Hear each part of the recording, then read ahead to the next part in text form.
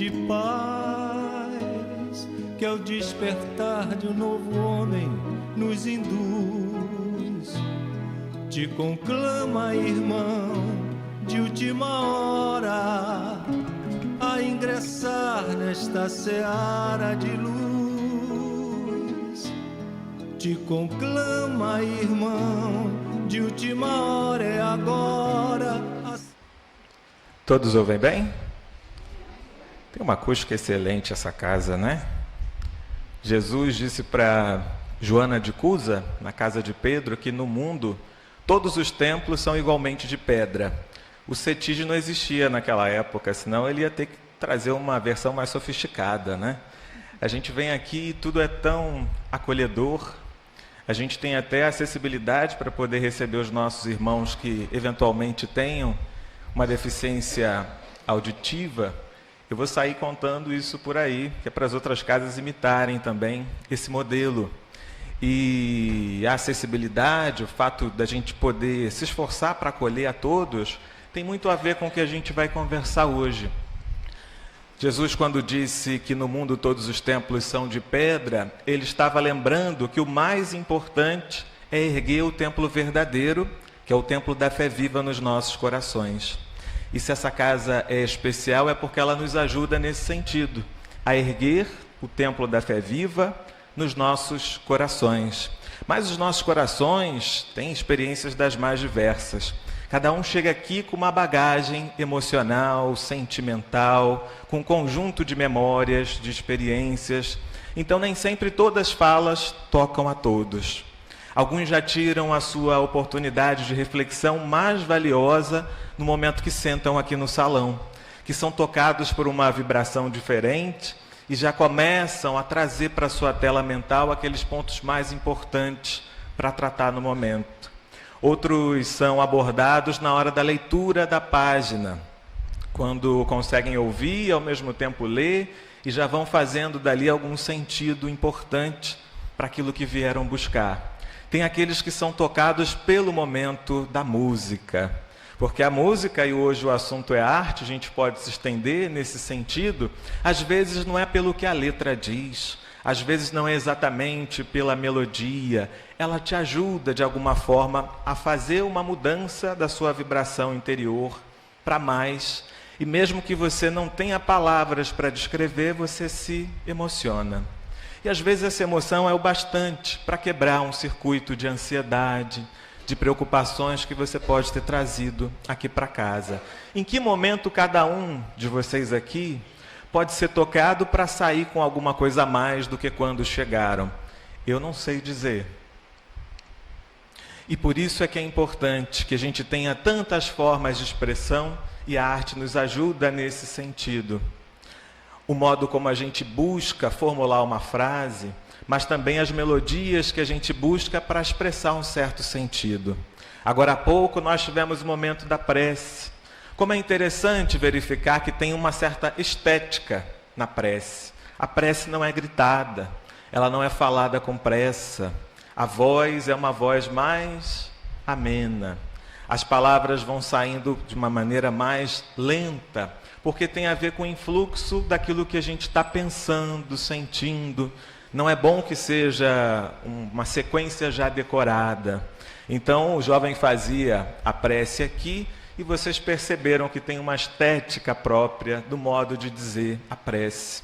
Porque é como se a gente embrulhasse aquelas palavras para presente. Porque mesmo aquele que não consegue decodificar cada uma das frases, pode ser tocado por aquilo que é transmitido junto, seja pelo tom de voz, seja pelo ritmo, ou até mesmo e talvez principalmente por aquilo que quem faz a prece está irradiando. Que beleza vai ser o dia em que toda a casa espírita estiver irradiando junto no momento da prece, que cada um esteja acompanhando, porque aqui nós estamos num local que é aprazível e a gente se sente bem, porque existe uma busca em comum, embora cada um vá ser atingido de uma maneira diferente. Esse estudo que a gente traz hoje, para quem eventualmente dormir daqui para frente, já está resumido dessa forma. a gente vem fazer aqui uma fala de valorização, a busca para individualizar e aumentar as possibilidades de que cada um de nós seja atingido de alguma forma. E para isso a gente vai fazer uma relação entre a possibilidade de elevação através da prece e a possibilidade de elevação também através da arte. E nós fazemos isso... Achei o botão. Vou errar de novo, mas agora eu achei. E a gente faz isso trazendo um pouco de notícias da Terra, né? Porque ainda é um grande desafio trabalhar com arte no movimento espírita. E a importância é uma importância similar a gente ter a possibilidade aqui de uma tradução. É uma importância similar à possibilidade de que todos que estão aqui no salão agora estejam ouvindo bem. Porque se da metade para trás ninguém ouve, eles ficam sem a possibilidade de participação. Embora hoje no mundo a gente valorize poucas inteligências, a gente tem várias inteligências, nem todas são valorizadas no mundo, mas todas elas são importantes para o nosso aprendizado. Tem aqueles que fixam bem imagens. Eu sou terrível para fixar imagem. Eu me perdi vindo para cá na 4ª, 5ª vez. E é fácil de chegar aqui. Mas a minha relação com imagens não é muito boa. Se eu for decorar uma imagem para desenhar, vai ser um desenho novo, uma outra coisa, e ninguém vai ser capaz de reconhecer o original. Mas existem as memórias que são boas para números, que são boas para ideias. A pessoa sabe expressar a ideia que ouviu, embora as palavras sejam outras. São vários os tipos de inteligência também. E é importante que a gente faça o possível para acolher a todos no movimento espírita. Daí a necessidade da gente falar da arte. Mas para nós, que estudamos a doutrina espírita, é importante que aquilo que a arte apresenta esteja de maneira correta, esteja dentro daquilo que a doutrina espírita nos traz. E isso, às vezes, acaba sendo até uma dificuldade para que a gente possa abrir as portas para a chegada da arte. É mais simples, às vezes, quando a gente fala da música, ou quando a gente fala do teatro, porque a gente atenta para o conteúdo. Se aquilo que está na fala do espetáculo traz uma referência para a doutrina espírita, é um espetáculo doutrinário. Se aquilo que se diz na letra repete aquilo que já está dito na codificação, então essa letra é uma letra espírita. Se exalta a natureza, está dentro das possibilidades de reconhecer a grandeza do Criador. Mas existem outras expressões da arte que nem sempre são tão bem recebidas ou recebidas com a mesma facilidade. É o caso, por exemplo, da dança. No movimento espírita de São Gonçalo, nós temos hoje jovens que estão com essa iniciativa de levar a doutrina adiante, de vivenciá-la também num grupo, através da dança. E a gente tem uma dificuldade ainda, tem resistências que precisam ser rompidas, e não são resistências de pessoas mal intencionadas. São resistências, às vezes, de pessoas que querem ter certeza de que existe um diálogo possível das artes ou da expressão através da dança com o conteúdo doutrinário. Então, o que nos falta, na realidade, é uma formação. Meditar, refletir, para que a gente consiga enxergar o belo, para que a gente consiga enxergar o convite a uma inspiração mais elevada, através da arte, seja ela qual for. E a gente só faz isso quando a gente abre o espaço para nós trabalharmos juntos. E isso hoje é de uma importância muito grande. Porque não só a iniciativa precisa ser acolhida, como nós, mais uma vez, precisamos modificar as formas de chegar até as pessoas. Hoje a gente vive um momento que é caracterizado por muitos como um momento de dispersão, de transição de valores. Zygmunt Bauman, um filósofo alemão, chama esse tempo de modernidade líquida, porque as relações se desfazem com facilidade, porque as referências, os valores podem se modificar conforme o cenário, conforme a situação. Já o Viktor Frankl, que faz uma análise pelo viés da psicologia, vai falar de um período de vazio existencial. Os pós-modernos poderiam dizer que já não é mais tão importante a verdade, que para a gente é tão cara. O mais importante é a eficácia. Você vê como esse pensamento está assim já no nosso cotidiano na informática? Você fala assim, não estava funcionando, o que você fez? Aí normalmente a resposta é, eu não sei, mas está funcionando, é isso que importa. A gente reinicia o celular e ele volta a funcionar, ninguém sabe explicar por quê. Mas o importante é que esteja funcionando. Quantas vezes o técnico de informática diz, olha, desliga. Mas por que desligar? Desliga. Se funcionar, acabou a história. Ninguém vai tentar fazer uma análise para tentar entender o que aconteceu. Isso pode ser bom em termos de informática, porque você segue a vida e deixa os porquês para trás. Mas como fundamento, como regra de conduta, já não é tão bom assim. Porque às vezes a eficácia imediata te traz muitos outros problemas, de ordem moral, de ordem ética e daí por diante. O pensamento de detonar uma bomba ou não sobre Hiroshima e Nagasaki é um pensamento da era da eficácia. O que a gente precisa fazer? Ganhar o confronto. Como é que a gente ganha? Detonando um explosivo que vai tirar uma parte maior do outro exército do que do nosso. É um pensamento de eficácia. E às vezes, se a gente segue nessa corrente de pensamento, a gente acaba também entrando nessa lógica do que funciona a curto prazo, o que me traz satisfação a curto prazo, sem atentar muito para os problemas da ética.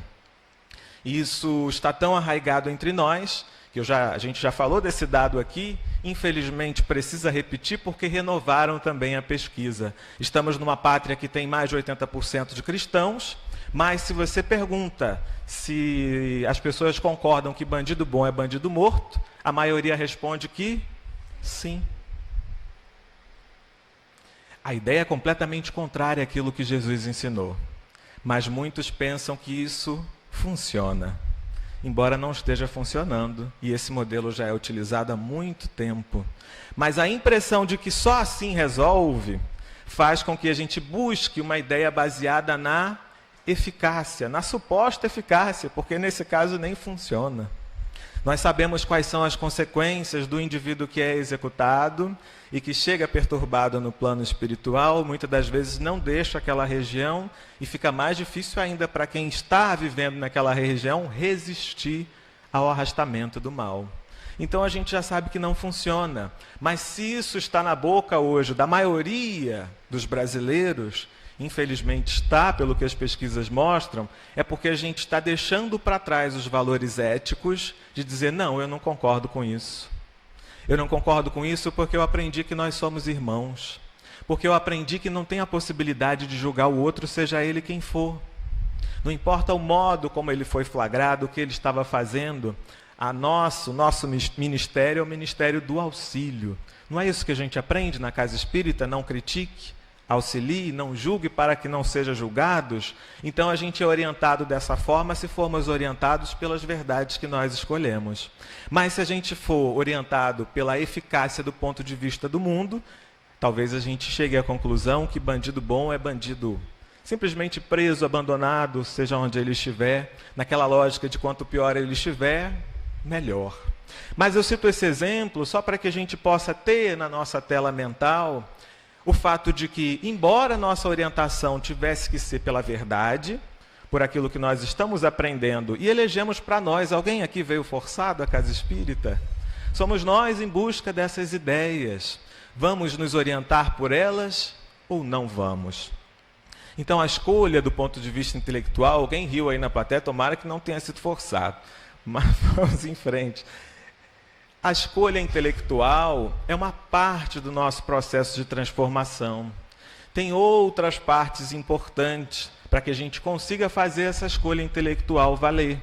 A gente precisa resistir aos arrastamentos, não só do pensamento que é divulgado na nossa época, aquilo que chega pela novela, que chega pelos filmes, que os vizinhos falam e etc., mas também pela perturbação que está colocada nos ambientes onde nós transitamos.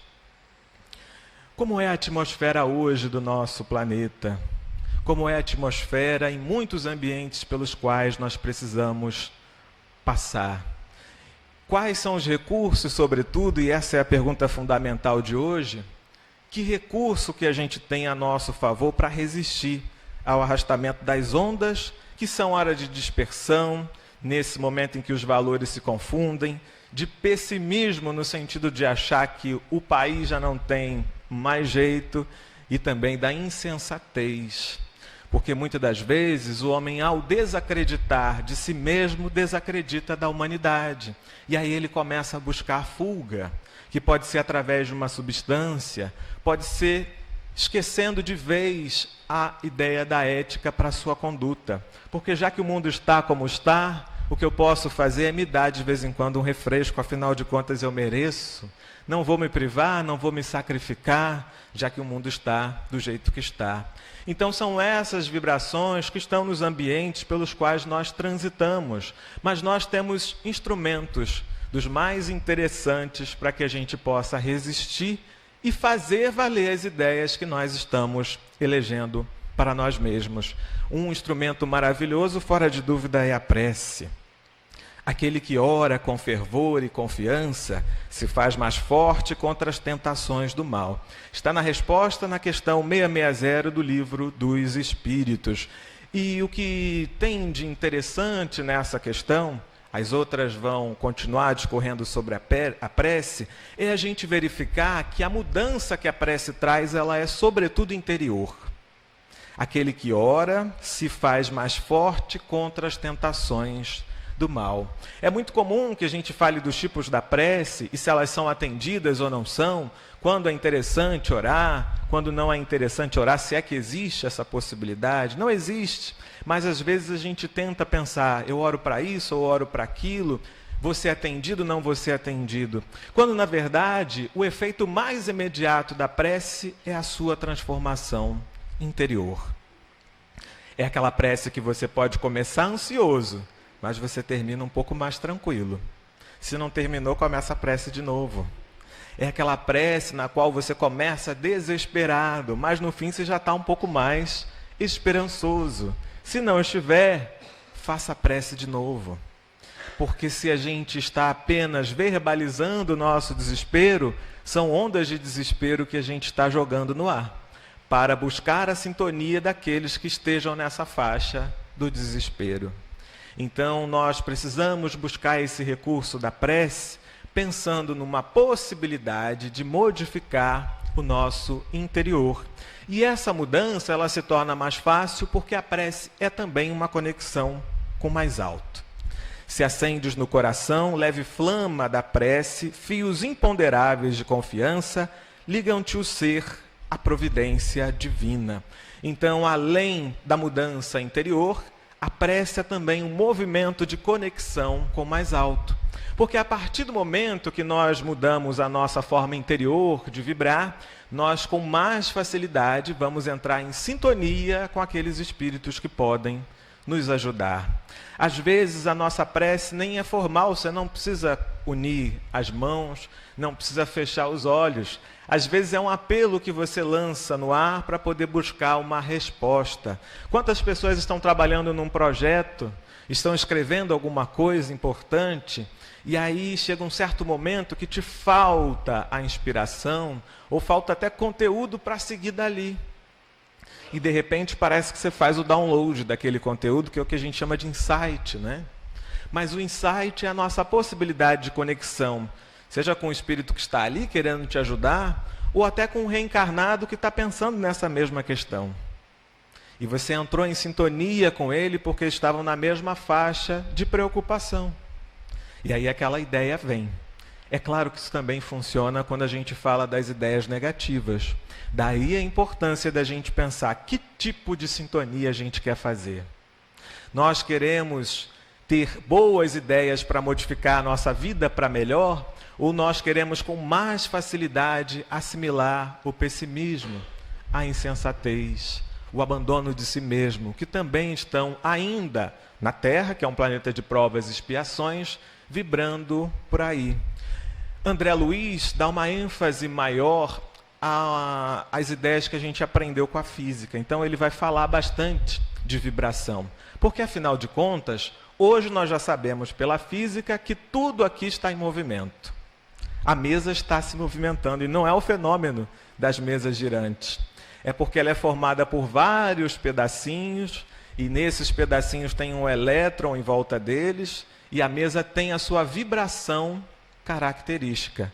Que bom que a gente não consegue ver, porque essa é uma confusão, né? Se a gente estivesse vendo todos esses pedacinhos mexendo agora. Mas se você tiver um microscópio poderoso, você consegue ver que nem mesmo uma barra de ouro que parece sólida e contínua, é assim sólida e contínua. Então o nosso corpo também não é. É um agregado de vários pedacinhos, e esses pedacinhos vibram de acordo com o nosso foco de consciência, com o nosso espírito. Então a gente sabe que a nossa condição de saúde ou de doença depende muito de como a gente faz o nosso corpo vibrar. Se nós emitimos onda de tranquilidade para as nossas células, ou a gente descoordena e desorienta as células com os nossos pensamentos destrutivos. Então a prece é o momento que a gente sai de um certo patamar para mais. A gente une a nossa concentração, o foco da atenção, buscando o mais alto. E se a prece é chamada de força, a gente pode imaginar que uma coisa é a água que desce do chuveirão disperso.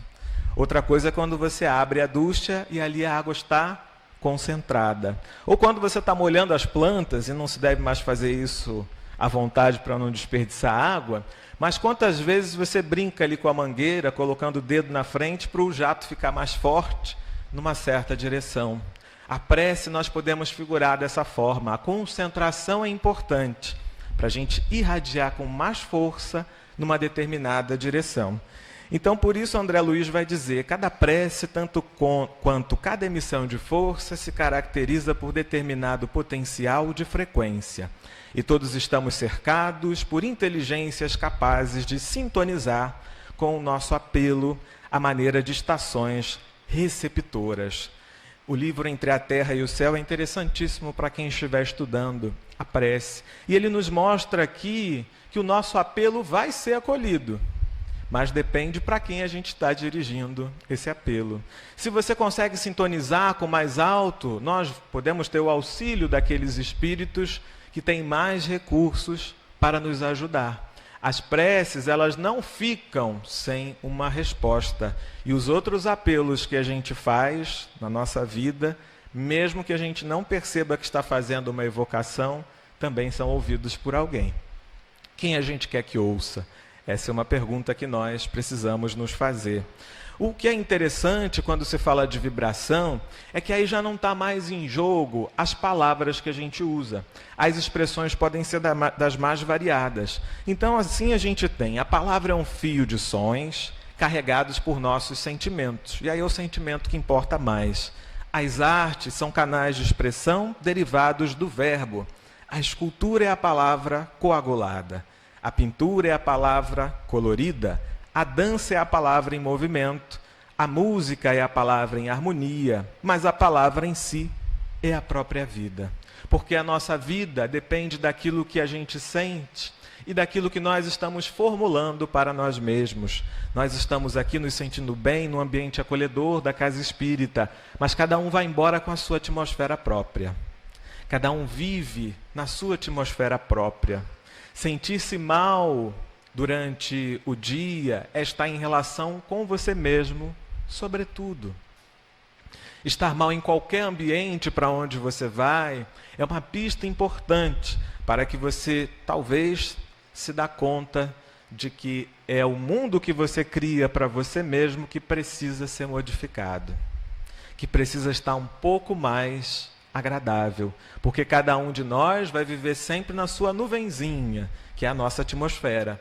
Para onde você vai, ela está sempre com você, porque é formada pela irradiação do seu próprio pensamento. E eu poderia perguntar para vocês, como é que é viver na sua atmosfera?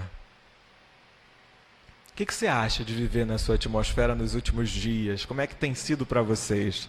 Mas a resposta é de cada um de vocês. E se viver nessa atmosfera não tem sido muito bom, sobretudo é necessário buscar esse recurso da prece ou, por que não, da arte. E a gente aqui já faz essa transição.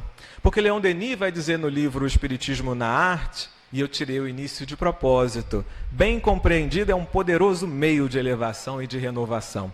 É uma frase excelente para a gente falar da prece, mas ele está falando da arte. E aí é que a gente começa a verificar que a arte também tem a capacidade de nos ajudar a fazer uma conexão com o mais alto. E não é só presenciando como público, é também tentando participar. Há pouco eu falava da minha falta de aptidão para a imagem. Então um desenho meu, naturalmente, não vai ser a melhor coisa. Mas eu posso desenhar para mim. Por que eu não posso exercitar a minha capacidade de elaborar uma boa imagem? É para mim, por enquanto.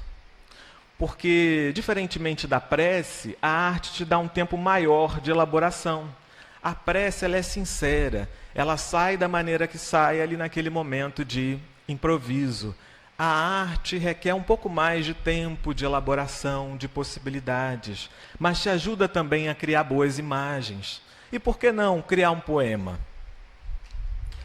Por que a gente não pode tentar escrever um poema, uma poesia, buscando formas de enaltecer, por exemplo, a criação, criando formas de modificar a nossa própria disposição interior?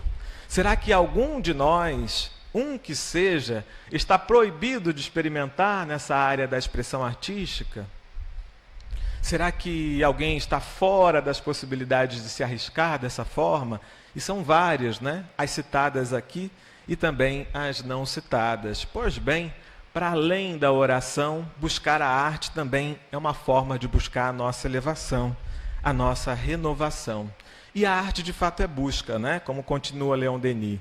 O estudo, a manifestação dessa beleza eterna, da qual aqui na Terra não percebemos senão um reflexo. Nós já estamos olhando para paisagens, aqui mesmo em Cabo Frio, né? A gente pode ter contato com a natureza ainda, graças a Deus. Nós temos a possibilidade do contato com o mar. Como isso já faz com que a gente tenha um movimento positivo, um movimento de elevação, de renovação. Mas a arte como busca te permite pensar outras imagens, quem sabe até mais bonitas do que aquelas que os nossos olhos conseguem ver no momento. E essa busca é o movimento de elevação que o homem precisa fazer. Porque nós, se estamos tentando fugir do pessimismo da época, do desequilíbrio da época, vamos ter pouca eficiência se a gente buscar naquilo que só reproduz e repete esse mesmo discurso, esse mesmo mundo. Então você vai se distrair e vai assistir um filme de guerra. Ou você vai se distrair e vai assistir o futebol. Não é para qualquer um.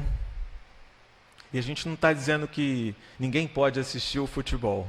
Ainda mais no Brasil. Quem é que vai dizer uma coisa dessas? É que é dever de cada um de nós verificar como é que a relação com aquele filme, aquela novela, aquela música ou a partida de futebol mexe com você. Se você termina querendo brigar junto com os torcedores, se você termina com vontade de invadir o campo e correr atrás do juiz, se você termina insatisfeito numa quarta-feira à noite, só vai dormir 1h para acordar no outro dia e ter que trabalhar, e chateado porque seu time perdeu, é seu dever avaliar até que ponto aquela relação é positiva. Agora, se você consegue assistir, seu time leva um gol, você fica feliz também, depois faz um gol e você fica feliz, se essa experiência é para você prazerosa, porque você gosta de assistir o jogo e aquele aspecto da competição, você consegue assimilar a ideia de que o juiz é falível, ele pode errar até recebendo alguma coisa para marcar contra o seu time, não faz problema, faz parte do processo evolutivo. Se você assiste dessa maneira, problema nenhum. E não é alguém que precisa te dizer, olha, para com isso. É você que diante da novela, diante do futebol, diante daquilo que te apresentam, precisa discernir que tipo de mudança interior essa relação me traz. E isso é tão individualizado que é muito difícil da gente tentar dizer essa música é uma música espírita porque ela eleva espiritualmente. A quem? Talvez a mim, mas a outro não. Isso significa que a gente abandona todos os critérios possíveis? De forma alguma. Mas significa que cada um de nós precisa buscar na experiência, com a obra de arte, com a música que era tocada aqui agora, uma forma de elevação. uma forma de autoencontro, mas uma forma também de buscar os ideais superiores, a reflexão acerca do amor, acerca do perdão, a disposição íntima para fazer alguma coisa que você sabe que é certo fazer e que até agora você não conseguiu. Mas o interessante é que a gente tenha paciência com aqueles que estão nessa busca. Porque se a gente falou da palavra busca, significa que já não está dado de antemão. A primeira escultura que você fizer, talvez ela não ajude o outro a lembrar de alguma coisa boa de primeira. E aí você vai ter que refazer. Talvez a música que os jovens tragam para a casa espírita, a dança, o espetáculo de teatro, ele não seja de imediato aquela peça que nos ajuda a fazer aquela ponte direta com o alto. Porque é um esforço de buscar. E a gente está aqui nesse esforço, todos nós estamos. Todos nós estamos no esforço de tentar modificar a nossa forma de falar com o outro, não é isso? Não estamos tentando modificar o nosso comportamento? Ora, se a gente consegue entender que falar de maneira tranquila, demonstrar paciência, é um trabalho incessante, como que criar, produzir, seja um espetáculo de dança, seja a letra de uma música, a gente vai ter sempre a garantia de que aquilo sai sob medida. Mas aqui é o lugar também da gente se ajudar para formularmos as coisas de uma maneira que nos ajude a fazer essa conexão. E é por isso que o espírito Viana de Carvalho vai dizer: a arte evolui do grotesco ao transcendental, aprimorando as qualidades e tendências que estarão sempre à frente dos comportamentos de cada época. Lentamente a arte se desenvolve, alterando os conteúdos e melhor qualificando a mensagem de que se faz portadora. E é assim que a gente continua na transição, já trazendo uma semelhança apontada entre a dança e a prece. O ato de dançar pode ser tão santificado como o ato de orar, pois a alegria legítima é sublime herança de Deus. A gente pode ter momentos de alegria na casa espírita? A gente deve ter. Às vezes é muito difícil para alguns entenderem por que Jesus transformou a água em vinho. Pedro não entendeu. Pedro questionou, mas o vinho não serve para poder dar expansão àquelas paixões humanas? Não favorece a embriaguez? Pois é, a ética às vezes é mais complexa do que a gente gostaria no nosso manual de faça isso e não faça aquilo. O que é mais importante numa casa de repouso? O silêncio ou a alegria através da música? O silêncio. A alegria através da música, então, é uma coisa condenável? Não. Naquela circunstância, o silêncio é um valor mais importante para quem está naquele local. Mas aí você faz uma confraternização entre jovens. Olha, gente, silêncio em primeiro lugar. O jovem no outro ano não aparece. E os tarefeiros também não vão mais dali para frente, porque ali existe um outro valor mais importante, sem que o silêncio seja uma coisa ruim. Silêncio também é prece, está escrito na parede de tantas casas espíritas, né? Porque existe um momento em que o silêncio não é só importante, ele é fundamental. Jesus também nos ensinou naquele momento que as melhores experiências que a gente pode ter na Terra é na comunhão com os entes queridos. Ele vai explicar isso na Boa Nova, dedicando até mais de um capítulo para passar sobre essa questão de algum jeito. As melhores experiências que a gente tem é em comunhão com as almas afins que a gente tem a oportunidade de encontrar na Terra. Então a alegria cristã também é uma forma de exaltação à vida, também é uma forma de agradecer a Deus. Quem é que entrega um presente e gosta de ver uma expressão borocochô do presenteado? Você espera que a pessoa goste. Ela não é obrigada a gostar, mas você fica feliz quando percebe que ela gostou do presente. Imagina Deus que nos dá a dádiva da vida, nos vendo borocochôs nos nossos dias. A expressão da alegria cristã é uma forma de exaltação à vida e é uma forma de agradecer a Deus. Então a prece pode trazer essa gratidão, mas a dança também pode ser uma forma de sentir e de expressar essa alegria. As artes podem trazer esse convite para, às vezes, alguém que não consegue formular uma frase de agradecimento, expressa do seu jeito, expressa da sua forma, com uma vantagem de ainda poder contagiar outras pessoas com mais facilidade. Porque o artista verdadeiro é sempre o médium das belezas eternas, e o seu trabalho em todos os tempos foi tanger as cordas vibráteis do sentimento humano, alçando-o da terra para o infinito e abrindo em todos os caminhos a ânsia dos corações para Deus, nas suas manifestações supremas de beleza, sabedoria, paz e amor. Como é bom isso, né? Tanger as cordas vibráteis do sentimento humano. Despertar o nosso sentimento para o bem, para o belo, para a harmonia. Quanta gratidão às vezes a gente sente quando chega na casa espírita e no momento de música a gente se sente tocado. Você chega até aquela emoção boa. Ou na sua casa assistindo aquele filme que te ajuda a tocar onde você precisava naquele momento que fosse tocado. Então você descarrega aquela emoção, às vezes a emoção até no estado líquido, né? Você chora e aí você se sente renovado. Que gratidão a gente precisa ter para com Deus, que é a fonte de inspiração das boas obras, mas também para aquela pessoa que mudou aquela cena 1 zilhão de vezes, até perceber que ela poderia, com mais facilidade, atingir quem tinha que atingir, quem poderia ser atingido, quem estava na condição de ser atingido. Então a gente tem aqui um privilégio na arte que nem sempre se dá através daquela prece que é individual. É você multiplicar essa expressão, que aliás pode ser repetida agora à vontade, né? E as crianças que o digam assistindo os mesmos vídeos eternamente no YouTube, mas a tecnologia faz com que aquela expressão possa tocar muita gente e muitas vezes. Se antes você tinha aquela música que te emocionava e você ficava esperando para ouvir quando ela tocasse na rádio, agora está ao nosso alcance.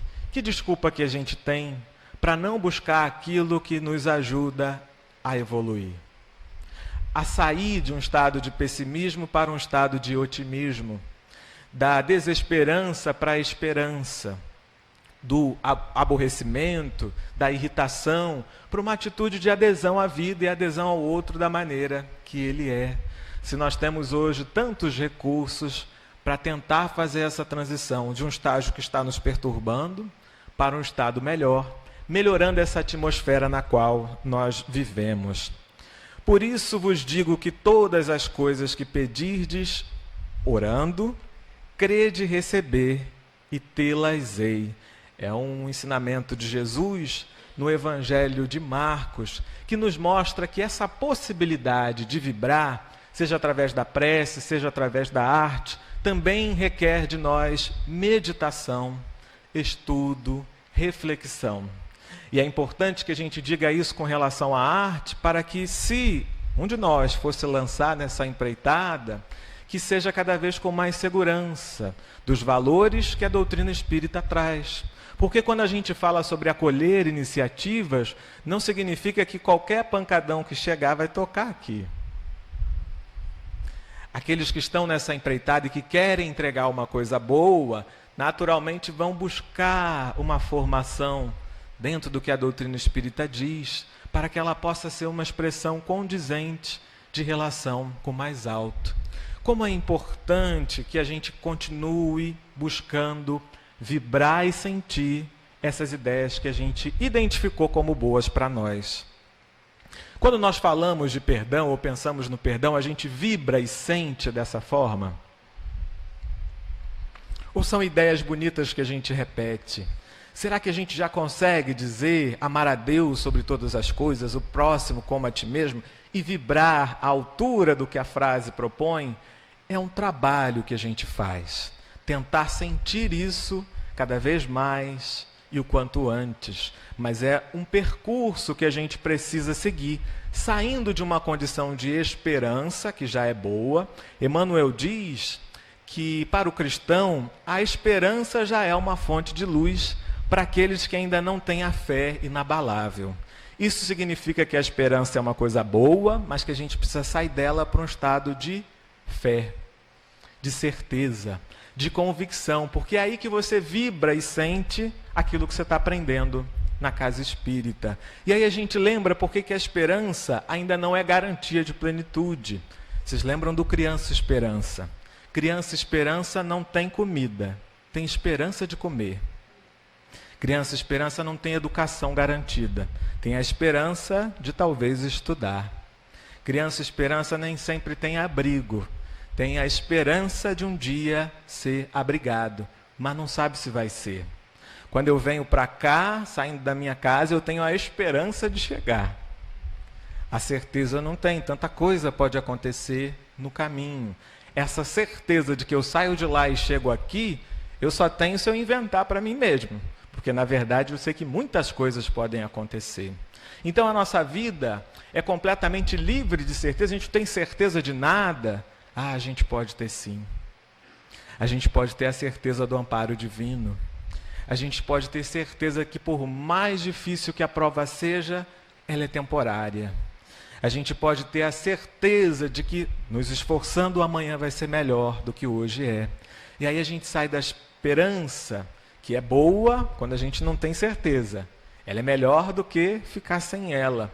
Mas a gente precisa fazer essa transição, lutar dentro de nós para assimilar as convicções e nos momentos em que o vento sopra mais forte no nosso lar, na nossa vida, a gente conseguir ficar de pé. Para que a gente não tenha que, de novo, começar um trabalho de refazimento que já poderia ter ficado no nosso passado como uma conquista a nosso favor.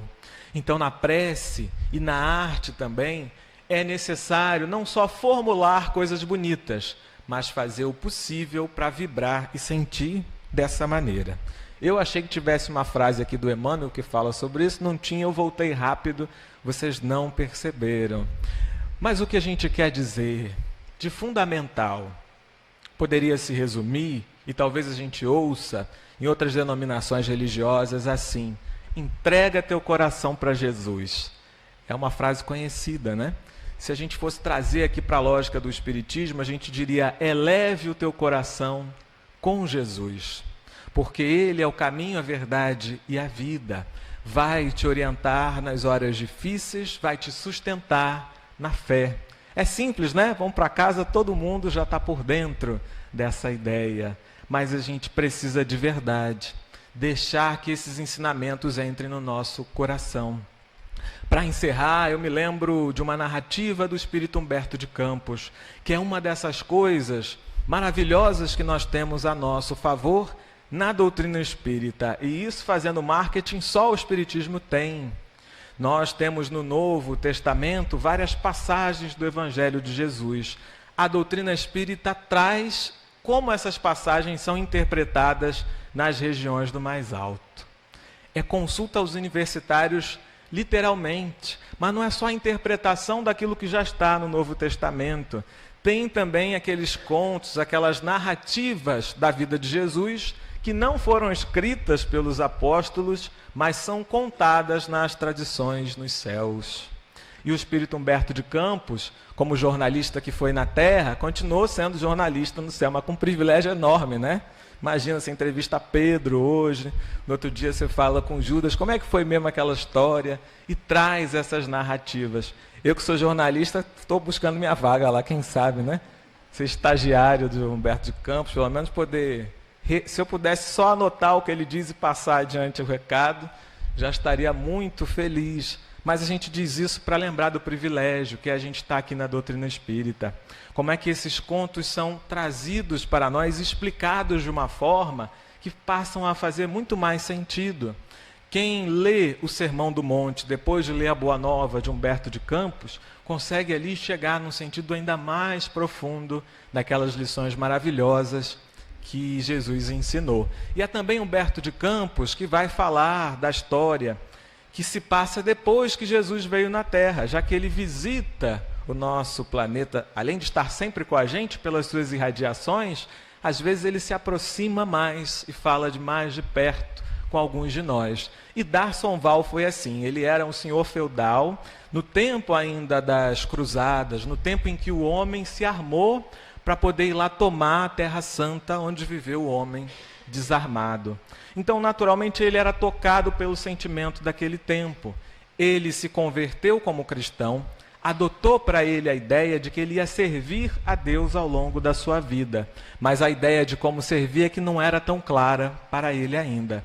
Então, ele estava na França, onde ele tinha sua grande propriedade, e é chamado para resolver um assunto na Itália. Era um assunto de interesse político, e ele acreditava que indo até lá ele estava servindo a Jesus. Acontece que logo na saída da sua propriedade, num sítio próximo, ele se depara com um indivíduo pedindo, com os braços abertos e com o corpo já bastante corroído pela hanseníase. Ele olha aquele indivíduo, lembra do seu dever como cristão, tira uma das bolsas que ele carregava ali, alguns objetos preciosos, e lança para aquele homem, sem fixar muito bem aquela imagem. Era um pedinte, ele deu alguma coisa e seguiu para a Itália. Ele volta depois para a França e parte numa outra missão. Na Itália era uma missão política, agora ele vai para uma missão social. Um grupo que ele tinha padrinhado na Espanha precisava dele. Então agora era uma missão social. E ele vai servir a Jesus na Espanha, no seu pensamento.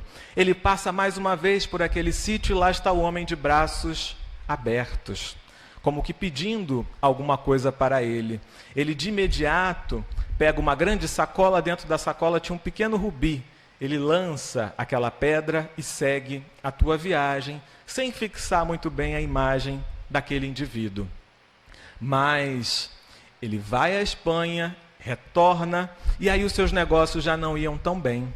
Ele tinha muitas viagens, tinha muitos compromissos, e a propriedade extensa, onde viviam muitas pessoas, precisava de novos negócios, novos investimentos. Então ele parte numa viagem para a Inglaterra, ali para tratar de negócios. Quando ele vai se distanciando da sua propriedade, na tentativa de tratar de negócios e melhor servir a Jesus através daqueles que estavam na sua propriedade, ele se depara de novo com aquele indivíduo de braços abertos, com as mãos feridas, mas ele lembra que tinha compromissos e segue adiante, lançando somente uma joia que ele retira do seu chapéu.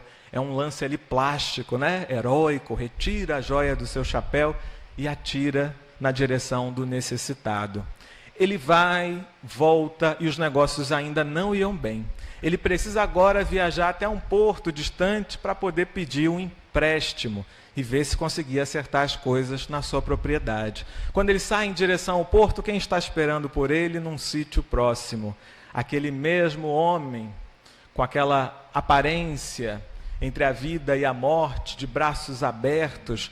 Ali, ele que já não estava mais tão bem dos negócios, retira um manto bonito de pano fino, de tecido fino, e arremessa para aquele homem, sem diminuir o galope do seu cavalo. Ele segue e vai embora. Mais uma vez, a situação não se reverte. Agora ele precisa sair da sua propriedade na França, vai até Paris mesmo, para pedir o socorro das autoridades para manter a propriedade.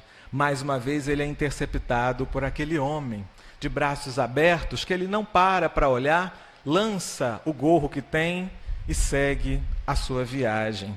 A situação ainda não era boa, mas parecia que uma solução estava vindo. Era o tempo das cruzadas e ele é convidado para seguir junto com a expedição para combater na Palestina. E assim ele vai combater na Palestina. Está saindo com a sua armadura reluzente, mais uma vez é interceptado pelo homem de braços abertos, já com uma expressão mais profunda que ele não consegue decifrar, mas também não para muito para entender o que era. Atira uma das sacolas de mantimento, vai para a Palestina. Lá ele combate, mas ele é capturado pelos adversários. E fica nessa condição de capturado por muitos anos, até que ele consegue ser liberado. Mas como ele foi torturado durante o período do cativeiro, sofreu diversas humilhações, quando ele retorna para sua casa anos depois, ele ali já não é reconhecido. A esposa, pelas necessidades, coloca uma outra pessoa naquela casa. E os filhos, ao ver uma criatura esfarrapada, quase um fantasma vagando pela propriedade, soltam os cães que vão atrás dele. E aí ele é dilacerado na carne, mas sobretudo na alma, por saber que estava sofrendo daquela forma, depois que os seus próprios filhos soltaram os cães. E aí ele não tem outra solução que não se afastar dali, para não ser devorado pelos cães. E se afastando, ele vai nos sítios próximos, verificar se alguém, um dos seus antigos amigos, poderia ajudá-lo. Mas quando ele diz que era o grande D'Arsonval daquele tempo, ele é tratado como louco. E ele não encontra, naquelas portas da vizinhança, a ocasião em que ele poderia ser ajudado. Vai se distanciando mais uma vez da sua propriedade e se depara com aquele homem mais uma vez de braços abertos. Naquele reflexo de homem de posses, ele vasculha para ver se tinha alguma coisa para lançar, mas aí ele percebe que não tinha nada. Pela primeira vez, ele consegue olhar para aquele homem na condição de igual, na condição de irmão, porque estão ali dois fantasmas vivos, com os corpos deslacerados, com as vestes rasgadas, sem ter o que comer. Então ele pensa: o que eu posso ainda oferecer? E lhe ocorre oferecer um abraço e esquentar o corpo daquele outro homem com sangue que corria nas suas veias. E assim ele abraça o homem. E agora eu vou colar, porque não dá para não colar nessa hora. E aquele homem, depois de tê-lo junto a seu peito, diz: D'Arsonval, vem a mim, eu sou Jesus, teu amigo. Quem me procura no serviço ao próximo, mais cedo me encontra. Enquanto me buscavas à distância, eu te aguardava daqui tão perto. Agradeço o ouro, as joias, o manto, o agasalho e o pão que me deste, mas há muitos anos te estendi os meus braços, esperando o teu próprio coração. O que essa história que a gente traz, nesse dia de falar de prece, de arte, tem em comum com o nosso assunto é a certeza que o que Deus quer de nós é o nosso coração. Não é tanto a quantidade de dinheiro, nem mesmo a quantidade de tempo, a quantidade de palavras. É que a gente abra o nosso coração de verdade para as claridades do Evangelho que chegam até nós de tantas e tantas formas. Então a arte é um instrumento, busquemos abrir o nosso coração quando estivermos em contato com ela. A prece é um instrumento, busquemos abrir o nosso coração no momento de formulá-la, mas que a gente não se esqueça que o mais importante para nós é buscar o reino de Deus. E isso a gente só faz quando a gente se permite ser tocado de verdade por aquilo que a gente vem buscar aqui. Obrigado pela atenção de vocês.